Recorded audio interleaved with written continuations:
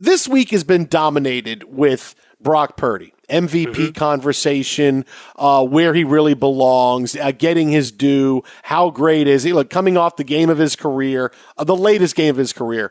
Is he the next Tom Brady? Is he the next Kurt Warner? What's the right comp, right? Well, let's do something a little bit different here, right? We talked a lot about Brock Purdy. What if we said, who's the next Brock Purdy? Who's the next quarterback to come out of nowhere, little to no prospect, drafted late, undrafted, and through elements of circumstance, whether it's injury or ineffectiveness, he gets thrust into a starting role. And not only does he do well, which we've seen guys do that, we've seen Tommy DeVito do well, but the guy's not a franchise quarterback. Not only does he do well, but he comes in and he plays so well that you think this guy has a big-time career as a starter ahead of him. Zach Wilson. I said starter, not backup. If I said big-time career as a backup, I would have said Zach Wilson. Who's that guy? And I'll tell you who he is. It's Jake Browning. 100%. I have watched him the last couple of weeks just get better and better. And last week, against a really good Vikings defense, the game didn't go all his way, but he got them down for the game-winning points. He threw for 300 yards. Every game, he's more and more dangerous. He's had 2 300-yard games and 4 starts already. The Bengals' offense has not missed a beat. Right, since he came in, he played pretty well against Pittsburgh, but they lost 16-10. Okay, since then it's been 30 points, 27 in overtime, 350, 320, 275, 7 touchdowns, 3 picks. The guy is legit. In fact, I would not be surprised if this year the Bengals had a surprise deep playoff run and it's not the clock striking midnight, it's just they wind up playing a better team. They play the Bills who are playing better. They play somebody else who's just playing better, the Ravens, whatever it is. And he leads them to a win or two and suddenly, man, how are the Bengals here in the AFC Championship game with Jake Browning, right? How are they here? I would not be surprised to see him lead some kind of run because they're playing extremely well. They have the big game Saturday against Pittsburgh, but Pittsburgh has no offense, no quarterback. I expect it to go their way again. He's won 3 in a row. He's played 2 pretty good defenses the last 2 weeks in Minnesota and Indianapolis. So, yeah, I'm in on Jake Browning, and I can see the Bengals with a nice long playoff run, and he's the big story of the postseason. As long as T. Higgins keeps making superhuman catches, it'll be great. Yeah. And they stopped running all those reverse gadget plays and just let Browning be the quarterback because that's what you're paying him to do. Sure. And look, even with Jamar Chase, a little bit, but then Jamar Chase not available, not available. It's still been great the last 3 weeks.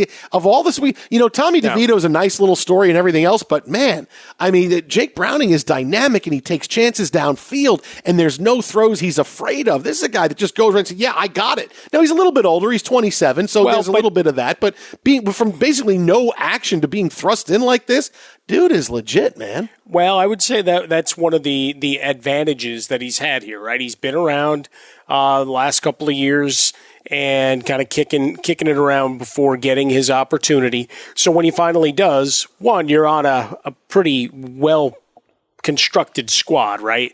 Not a bunch of slouches running around there. Not that they've been able to get the run game to be nearly as efficient and consistent as you'd want with Mixon, and you're seeing a little bit more as the backups start getting in, that you've seen a little bit of juice coming out of there the last couple of games with Browning inserted. You've also gotten the tight ends involved, which really hadn't been a huge part of the game plans, right? I mean, Chase Brown, obviously, in the running back position, but now you're seeing Tanner Hudson.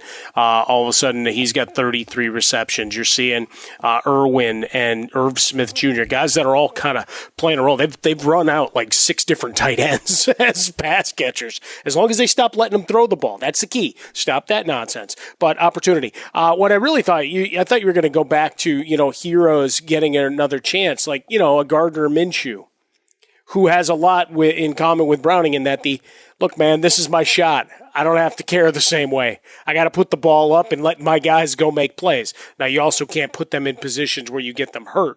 See last week. But throw hospital balls don't no. Hey, look, team.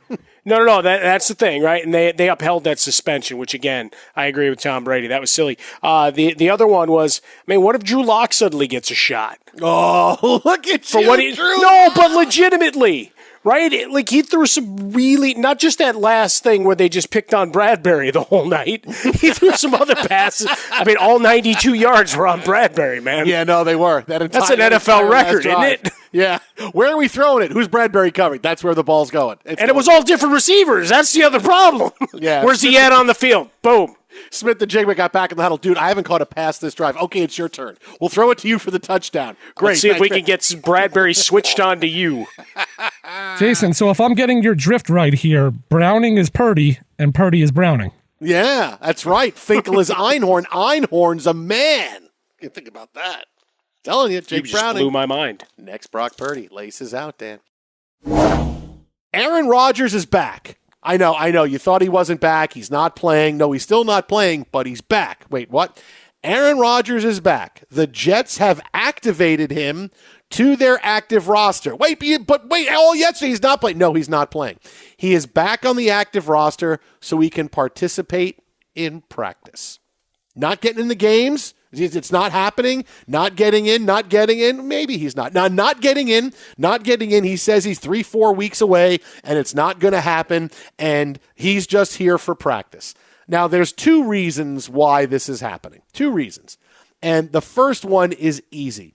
Because there should be no reason why Aaron Rodgers is back at practice. The guy's coming back from an Achilles injury. It's only been 3.5 months. What is he doing? The season's going to end. They're going to go into the offseason. There's no reason. You don't bring back injured players in games that don't matter. Why are you bringing it back? Right? He's not going to play. He's going to practice. Why did this happen? Because Aaron Rodgers wants to beat science. He wants the scoreboard to say Aaron Rodgers 1, science 0. Because what has been his big battle all season long? I can come back from this, right? The devastating injury he had to his Achilles, you got to find a way to compete. We talked about this with Tom Brady last night. It's taken a little while to find out what's going to fulfill the void left in me not playing football. And now he's starting to get into it a little bit as a broadcaster, right? He's offering up hot takes, and he's going to be on Fox next year. So you can see it just took him a little while. Now, Rodgers is saying, okay, what's my battle this year? I can't just sit around and do nothing. And the battle was to defeat science. Because he already is skeptical with science, as it is, because his background with certain beliefs he has about science and medical industry. So what is it? I want to beat science, but I want to win, and I want to show that I can do something that no one's ever done before. This quick recovery. Now, how do I show it when I'm not going to play, right? We told you about this in November, that Rodgers is going to somehow come back. He wasn't going to play because the Jet season was going to be over, but he's going to come back and show everybody somehow that he can beat science and he can come back and do something nobody's ever done, because that's his win this season, right? Go back, find the tweet from the end of November. We told you that's how this was going to end for him. He wasn't going to play for the Jets because they stink and they'd be out of it. I told you I was right about that, but he was going to find some way to say, look, I beat science. This is a big victory for me. I've done something no one's ever done. And that's what this is. Now he's back at practice.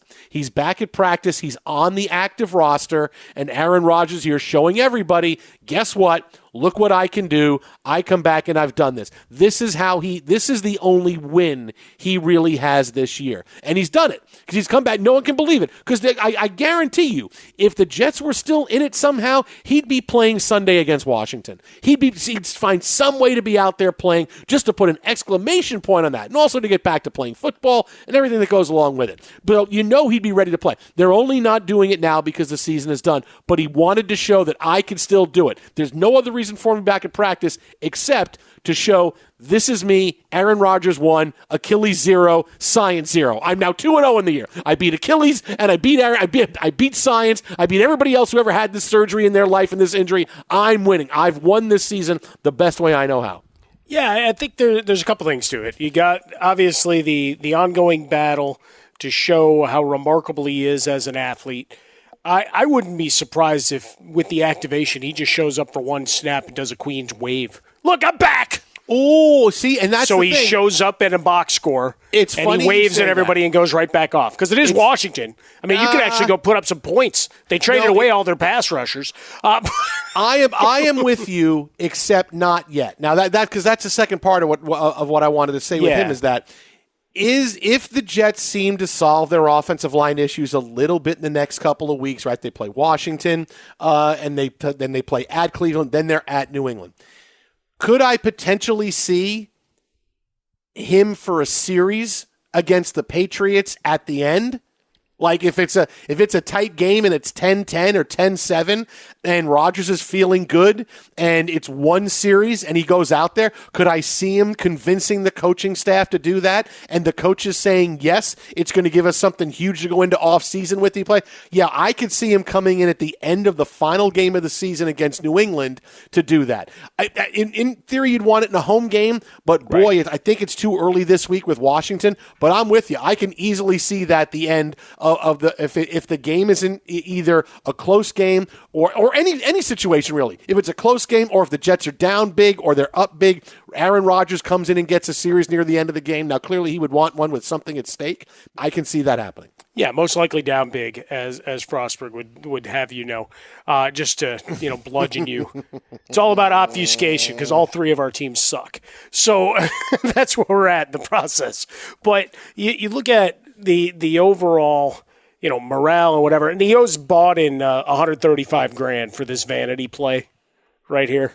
The guy that had to get cut, who got a lot of love on social media for being the guy getting cut, but it is going to cost him $135,000 of the salary that he's guaranteed. So someone needs to make him whole. I don't know whether he goes to a pizza place or something, or a string of them to do something. But the idea of Rodgers being around the squad, giving them a little bit of juice towards the end of the year, and obviously it doesn't change their fortunes as to how they finish out the year overall, but something to be said for his continued involvement. And as we said, this whole year was going to be a giant image rehabilitation effort for him, right? All the crankiness, and I've seen the thought pieces and heard the clips and whatever. It's like stuff we were saying all along about, the history of leaving the Packers suddenly was like a brand new idea for folks the last couple of days. No, it's the same guy, right? And now it's image rehabilitation to try to make you understand where he's coming from, go and be a good guy around the team, go and be the good tourist and show up in all these places and smile for the cameras and everything, and then still have your means by which to say what you feel when you appear with McAfee and all that stuff. But it's all about showing what a great teammate and guy he is to knock off any of the problems of the last couple of years. So this was a way to do it by getting back on the practice field and being part of the team instead of separate for the last 3 weeks.